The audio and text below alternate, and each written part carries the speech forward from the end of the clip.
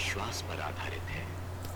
विश्वास जो अनहोनी को होनी कर सकता है, विश्वास जो असंभव को संभव कर सकता है।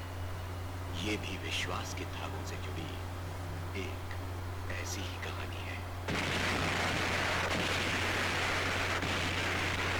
The age of revolution chapter 1 का नेक्स्ट पार्ट। तो इस पोर्शन में आपको बताया जाएगा कि कौन-कौन से रिवोल्यूशंस हुए पूरे यूरोप के अंदर।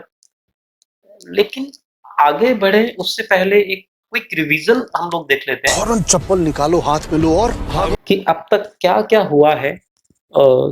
हम कहाँ से हमने शुरू किया था, कहाँ से ये कहानी शुरू हुई थी, कहाँ पे अब हम आ चुके हैं। पार्ट 1 और पार्ट 2 हम लोग ऑलरेडी खत्म कर चुके हैं। क्या? अरे मुझे चक्कर आने लग गया अब। तो क्या-क्या हो चुका है वो पता रहेगा तो ये स्टोरी आपको रिलेट करने में आसानी रहेगी कि क्यों ये एज ऑफ रिवॉल्यूशन आया, क्यों रिवॉल्यूशंस हुए 1830 से 48 के बीच में इस तरह से।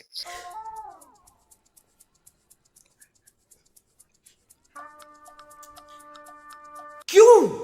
अगर आपने इस चैप्टर के पार्ट 1 और पार्ट 2 नहीं देखे हैं तो पहले वो जरूर देखें ताकि आपको ये सारी चीजें रिलेट करने में आसानी होगी। पिछली बार तूने क्या बोला था? 3 दिन में पढ़ लूंगा। 3 दिन?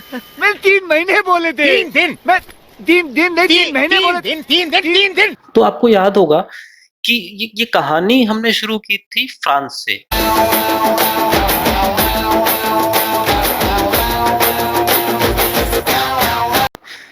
फ्रांस में एक रिवॉल्यूशन हुआ जिसे फ्रेंच रिवॉल्यूशन कहा गया। लोग मोनार्की सिस्टम से परेशान थे तो उन्होंने उसका अपोज किया, एक तख्ता पलट कर दिया, मोनार्की सिस्टम को हटा दिया गया, डेमोक्रेसी लाई गई।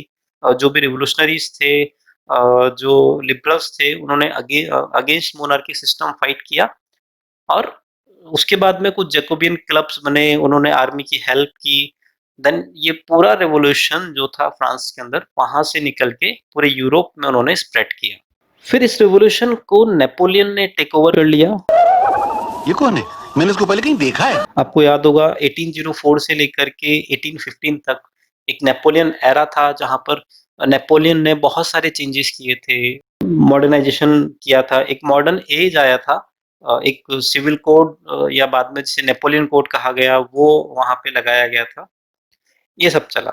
इसके बाद में 1815 में जो भी यूरोपियंस पावर थी, जैसे रशिया, पर्सुआ, ब्रिटेन, इन्होंने मिलकर के नेपोलियन पे अटैक किया। एक बैटल हुआ जिसे कहा गया था बैटल ऑफ वाटरलू। वहां पे नेपोलियन हार गया और एक ट्रीटी साइन हुई जिसे कहा गया था ट्रीटी ऑफ वियना। क्या हुआ था इस ट्रीटी में? इस ट्रीटी में जितना भी आतंक नेपोलियन ने 1804 से लेकर के 1815 तक मचाया था, वो सारा का सारा चेंज रिस्टोर किया गया।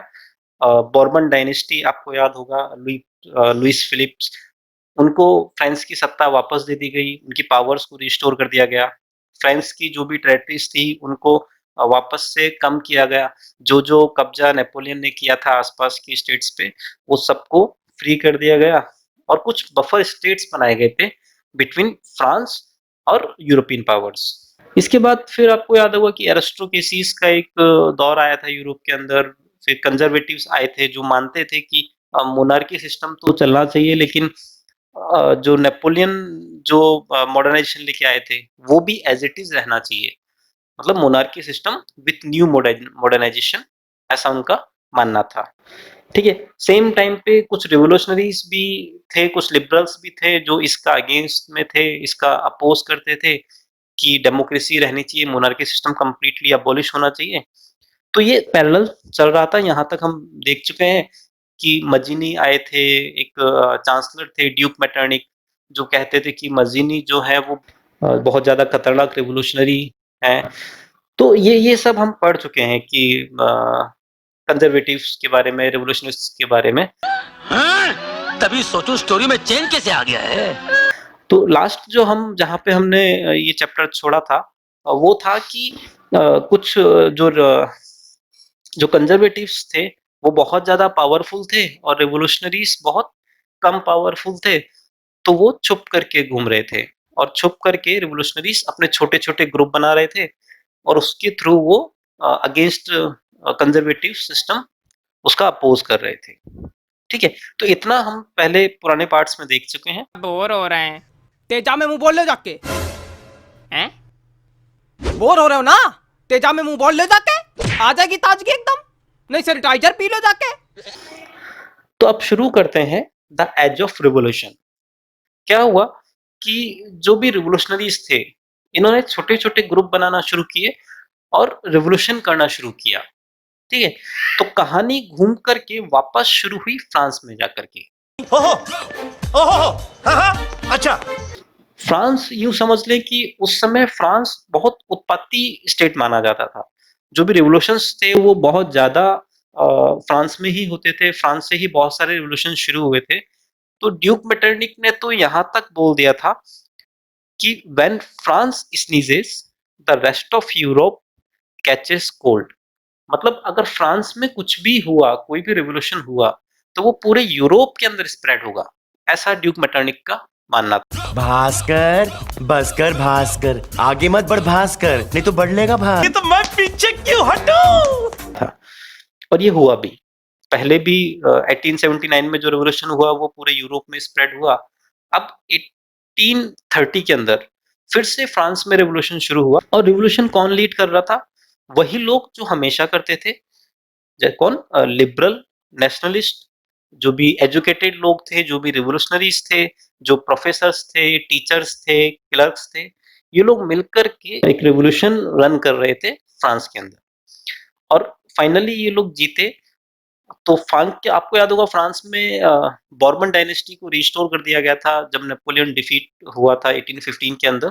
अरे वाह, तुमको अभी तक याद है, भूले नहीं? क्या याददाश्त है साले की, अभी तक याद है। तो अब जब दोबारा रिवॉल्यूशन हुआ 1813 में, तो रिवॉल्यूशनरीज ने बॉर्बन डायनेस्टी के ऊपर फिर से कब्जा कर लिया, लेकिन उसे हटाया नहीं। उन्होंने बोला कि ठीक है, बॉर्बन डायनेस्टी जो रॉयल हाउस था उसको रूल करने दो, कोई दिक्कत नहीं है। उन्होंने बोला कि जो पावर है वो बॉर्बन डायनेस्टी और लुइस के हाथ में ही रहने दो, लेकिन इनको कॉन्स्टिट्यूशन फॉलो करना पड़ेगा। मतलब अभी अपनी मनमानी नहीं कर सकते, ये जो भी रूल करेंगे अकॉर्डिंग टू कॉन्स्टिट्यूशन करेंगे। अब ऑटोक्रेसी नहीं रहेगी। तो इस टर्म को बोला गया कॉन्स्टिट्यूशनल मोनार्की सिस्टम। मतलब मोनार्की सिस्टम भले ही रहे, लेकिन एज पर कॉन्स्टिट्यूशनल रूल किया जाएगा। ठीक है, यहां तक बात हुई। अब फ्रांस में ये सारा कुछ हुआ, इससे जो आसपास की स्टेट्स थी उनको मोटिवेशन मिला और रिवॉल्यूशन वापस से फ्रांस से निकल के बाहर आया और रिवॉल्यूशन पहुंचा बेल्जियम के अंदर। बेल्जियम उस समय यूनाइटेड किंगडम ऑफ नीदरलैंड के अंडर में आता था। तो जैसा फ्रांस में रिवॉल्यूशन हुआ वैसा ही बेल्जियम के अंदर भी रिवॉल्यूशन हुआ और बेल्जियम को फ्री करा लिया गया यूनाइटेड किंगडम ऑफ नीदरलैंड से। मतलब यार हर बात में मतलब किसी की बात पे यकीन नहीं है तुमको। फिर रिवॉल्यूशन और आगे बढ़ा और रिवॉल्यूशन पहुंचा ग्रीस के अंदर। अब ग्रीस की अपनी एक कहानी है। ग्रीस यूरोप का रिलीजियस सेंटर माना जाता है। मतलब यूरोप के लोग मानते हैं कि जो भी एशियन कल्चर है या एशियन रिलीजियस टर्मिनोलॉजी है वो सब ग्रीस से जुड़ी हुई है। उनके इमोशंस ग्रीस से जुड़े हुए थे। क्रिश्चियन कम्युनिटी थी पूरी और वो ऑटोमन एम्पायर ने ग्रीस के ऊपर कब्जा किया हुआ था। ऑटोमन एम्पायर को ऐसे समझ लीजिए कि मुस्लिम टर्क्स थे जिन्होंने ग्रीस पे कब्जा किया हुआ था। तो अब लोगों के इमोशंस जो थे वो ग्रीस से बहुत ज्यादा जुड़े हुए थे। जैसे हम लोगों के होते हैं, हम मथुरा से, अयोध्या से, है ना, ये ऐसी जगह है जिन पे बहुत सारे लोगों के इमोशंस जुड़े हुए हैं। जैसे यूरोप के लोगों के इमोशंस जुड़े हुए थे ग्रीस से। ग्रीस को उस समय कैडल ऑफ यूरोपियन सिविलाइजेशन भी कहा जाता था। मतलब लोग बहुत ज्यादा रिलीजियसली अटैच्ड थे। तो पूरा यूरोप चाहता था कि ग्रीस को जो भी ऑटोमन एम्पायर है उससे फ्री करा लिया जाए। भगवान बोला जा उससे हिसाब चुकता करने का। सही है भाई, अभी भगवान के साथ तुम्हारा डिस्कशन हो गया ना, खलास चले। तो उन्होंने रेवोल्यूशन करना शुरू किया। धूम मचाले धूम मचाले धूम, धूम मचाले धूम मचाले धूम, धूम मचाले। ग्रीस में रिवॉल्यूशन हुआ और रिवॉल्यूशन उस समय इंग्लिश पोएट थे लॉर्ड बैरन, वो लीड कर रहे थे और लॉर्ड बैरन ने बहुत सारा फंड अरेंज किया और बहुत सारी पोएट लिखी, बहुत सारा लोगों को मोटिवेट किया कि वो इस रिवॉल्यूशन का पार्ट बने। वैसे मरे कैसे? वो उस समय फीवर से उनकी डेथ हो गई 1824 के अंदर। वो रिवॉल्यूशन कंप्लीट नहीं कर पाए, नाजुक आदमी रहा। लेकिन फिर भी रिवॉल्यूशनरीज की वहां पे जीत हुई और एक उन्होंने जो भी ऑटोमन एम्पायर था उसको हटा दिया और एक ट्रीटी साइन हुई जिसे कहा गया था ट्रीटी ऑफ कॉन्स्टेंटिनोपल। 1832 के अंदर ये ट्रीटी साइन हुई। तारीख पर तारीख, तारीख पर तारीख, तारीख पर तारीख, तारीख पर तारीख मिली है तो सिर्फ ये तारीख। ये ट्रीटी सिर्फ इतना बोलती है कि ग्रीस जो है वो अब से इंडिपेंडेंट नेशन रहेगा, वो किसी के अंडर नहीं रहेगा। जा सिमरन, जा जी ले अपनी जिंदगी। अब देखिए चारों तरफ रिवॉल्यूशन का दौर है, हर तरफ रिवॉल्यूशन हो रहे हैं। बेल्जियम में हो चुका है, ग्रीस में हो चुका है, तो सब तरफ रिवॉल्यूशंस हो रहे हैं।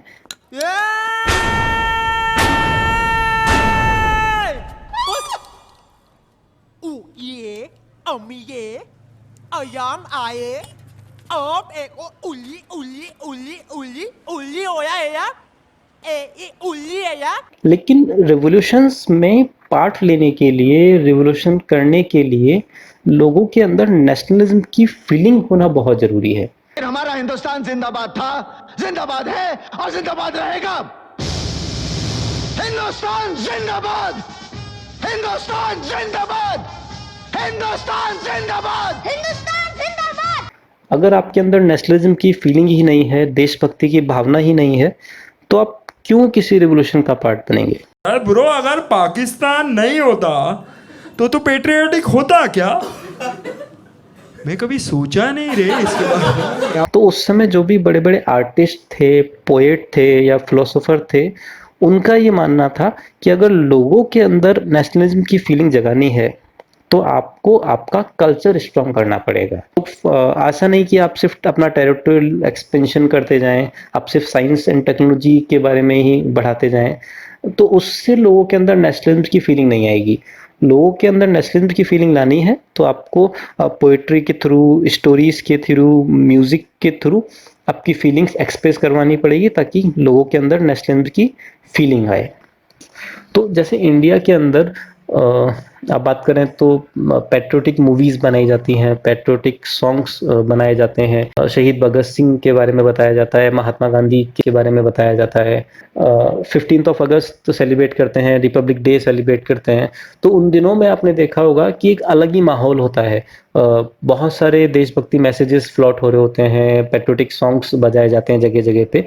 तो ये सारी चीज़ें पूरे नेशन को बांधने का काम करती हैं, पूरे नेशन के लोगों के अंदर नेशनलिज्म की फीलिंग जगाने की कोशिश करती हैं।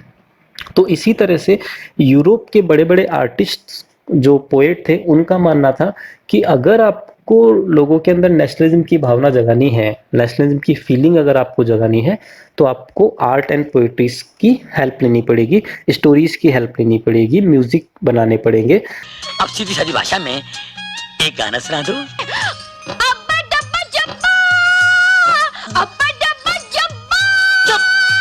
मटक मटक कर, झटक झटक कर गाओ ना।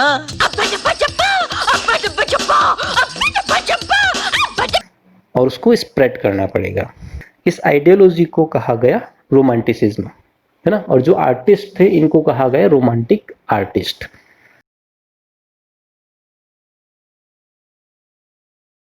आपने पढ़ा है कि जब ट्रीटी ऑफ वियना साइन हुई तो पूरे पोलैंड को डिवाइड कर दिया गया और उसके अलग अलग पार्ट्स पे अलग अलग यूरोपियन पावर्स जैसे ऑस्ट्रिया, ब्रिटेन, पर्शिया, इनका कब्जा हो गया।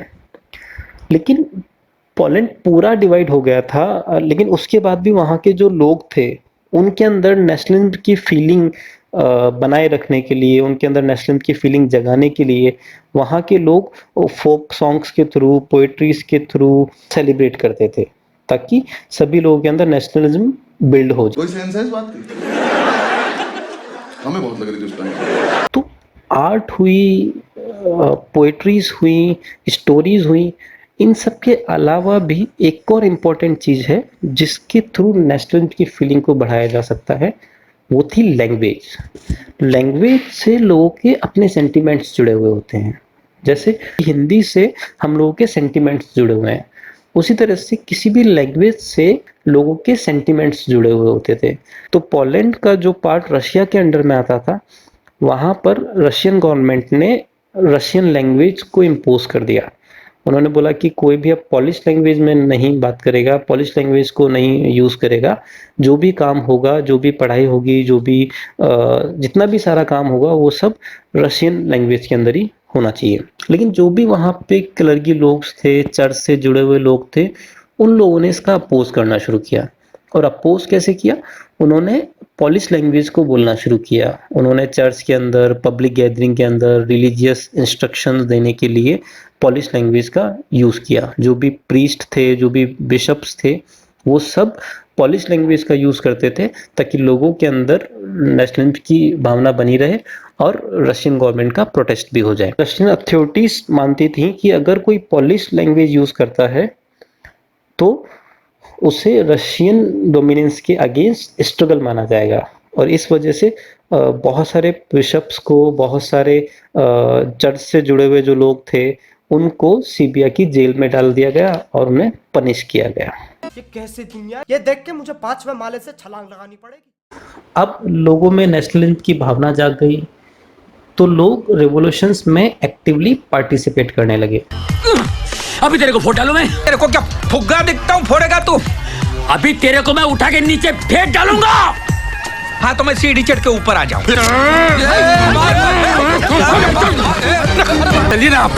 मेरे को जानता नहीं है। पकड़ मेरे को साले, पकड़ मेरे को जान, अरे पकड़ना रे बाबा। चलिए ना। तो दो टाइप के रेवोल्यूशन हुए आगे 1848 में।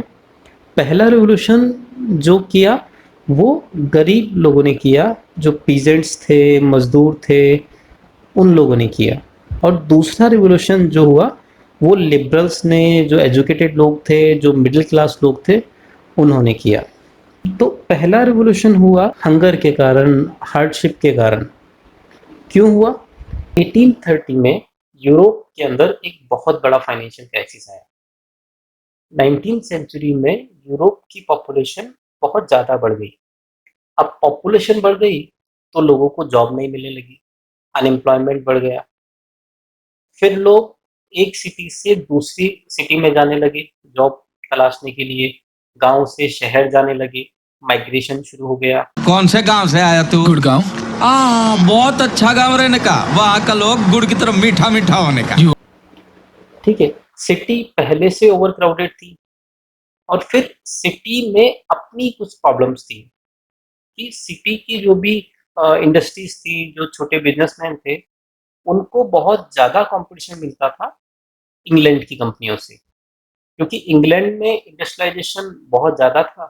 तो वहाँ पे जो प्रोडक्ट बनते थे वो बहुत सस्ते प्रोडक्ट बनते थे और यूरोप के अंदर इंपोर्ट होते थे। इसे ऐसे समझ लीजिए जैसे चाइना के जो भी प्रोडक्ट आते हैं वो बहुत सस्ते होते हैं, तो इंडिया के अंदर यहाँ के लोकल प्रोडक्ट्स कम बिकते हैं और चाइना के प्रोडक्ट ज्यादा बिकते हैं। चाइनीज समझते ना, चप चपची अच्छी चू चू। चाइना ने वैसे भी हम लोगों को बहुत कुछ दिया है। चाइना ने लाइट हमको दी है, मोबाइल दिए हैं, और ऐसे ऐसे मोबाइल दी है, इतनी तेज घंटी कि पड़ोसी आके बताता है, ए भैया फोन बज रहा तुम्हारा। अब लोग गांव से शहर आने लगे। शहर में वैसे ही जॉब नहीं है क्योंकि लोकल कंपनियां खुद घाटे में हैं, तो शहर ओवर क्राउडेड होने लगे, लोगों को जॉब नहीं मिलने लगी। मैं गांव से यहाँ नौकरी के चक्कर में आया हूँ। ना अरे बाबा, इधर कोई नौकरी नहीं। दूसरा, उस साल क्रॉप फेलियर हो गया, बैड हार्वेस्ट हुआ, तो खाने की भी कमी हो गई।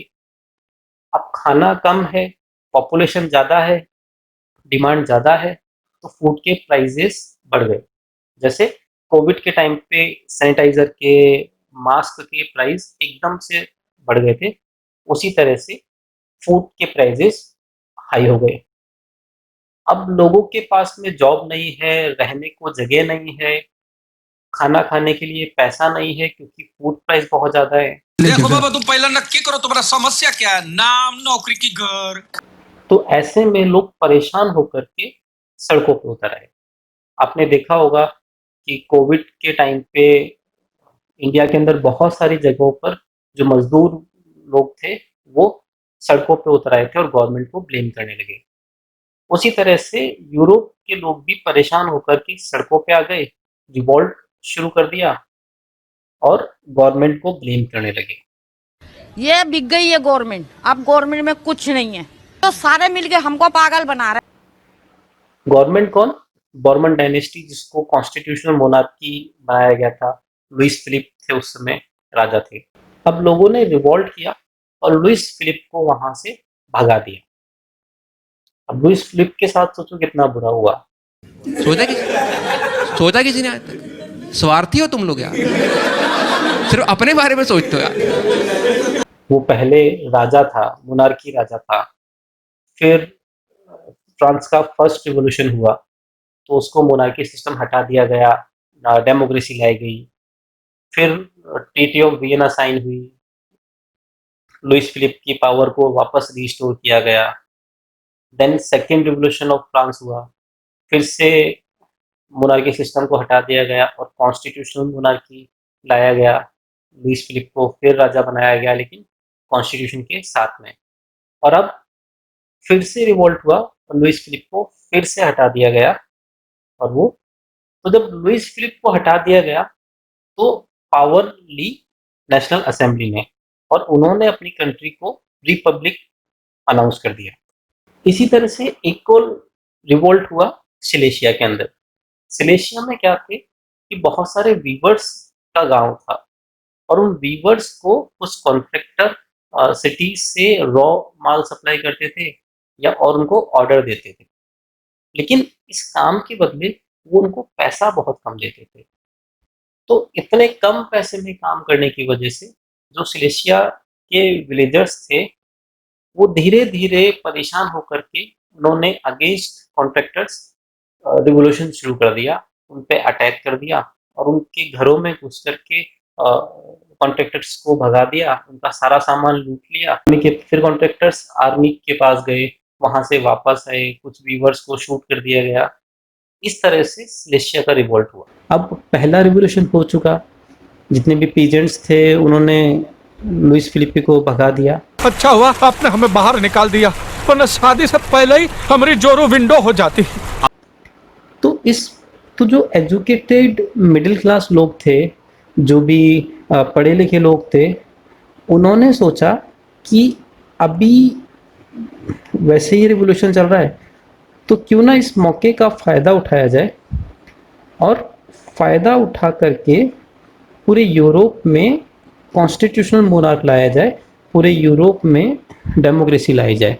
तो जो पढ़े लिखे लोग थे, जो एजुकेटेड लोग थे, वो सब लोगों ने मिलकर के एक मीटिंग कॉल की। ये कौन सी मीटिंग है जहाँ मुझे नहीं बुलाते? फ्रैंकफर्ट पे, जिसे फ्रैंकफर्ट पार्लियामेंट कहा गया, एट सेंट पोल चर्च पे, और उन सब ने मिलकर के एक नेशनल असेंबली को वोट किया और एक जो पर्सिया का राजा था उसके सामने एक प्रपोजल रखा, एक कॉन्स्टिट्यूशनल ड्राफ्ट रखा कि जो भी अब रूल करेगा वो इस कॉन्स्टिट्यूशन के हिसाब से करेगा। पर अब वो ड्राफ्ट जो था वो ऐसा था कि वो जो राजा की पावर्स को लिमिट करना चाहता था। तो जो राजा था उसने इस प्रपोजल को रिजेक्ट कर दिया क्योंकि वो अपनी पावर को लिमिट करना नहीं चाहते थे और उन्होंने आसपास के जो मोनार्की थे उन सब के साथ मिलकर के इस वेव को दबा दिया। अरे कहना क्या चाहते हो? ए तीसरी फेल पीटी पास, मैं बीए इंग्लिश हूँ, समझे? ये सब जानने समझने की अक्ल चाहिए जो तेरे पास नहीं मेरे पास है। यहाँ पर जो फर्स्ट जर्मन रिवॉल्यूशन था वो फेल हो गया, लेकिन जो आसपास के मोनार्की थे उन सबको रियलाइज हुआ कि चलो आज तो जैसे तैसे करके इस रिवॉल्यूशन को दबा दिया हम लोगों ने, पर ये लोग मिलकर के हो सकता है कल वापस आएँ और फिर से रिवॉल्यूशन करें और तख्ता पलट कर दें जैसा फ्रांस में हुआ।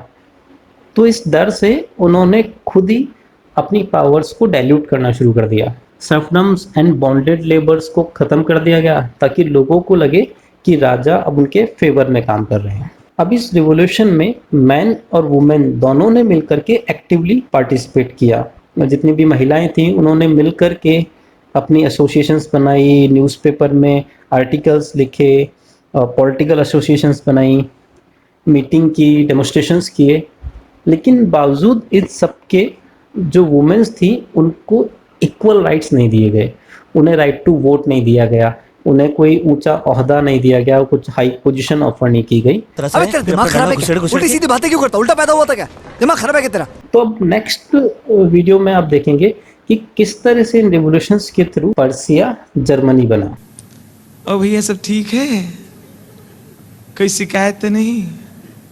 बस भैया हमसे जो बन पड़ा हमने किया, हमारा फर्ज था भाई, कोई शिकायत ना रहे, सब अपनी तरफ से सब किया भैया। अब हम लोग तो कट गई है तो वहीं कटेगी।